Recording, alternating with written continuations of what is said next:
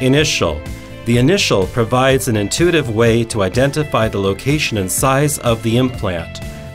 And this allows to determine not only the size of the fixture, but also the size of the abutment to be placed in future with our top-down prosthetic approach. The initial consists of pen, cup, initial pin, GBR pen, and bone trimmer.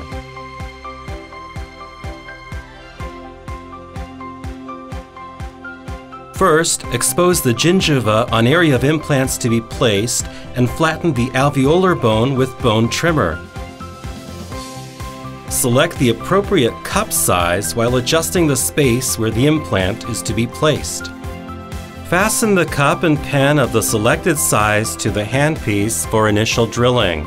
At this time, adjust the vertical direction while looking at the drill tilt path with the naked eye, and then drill it once.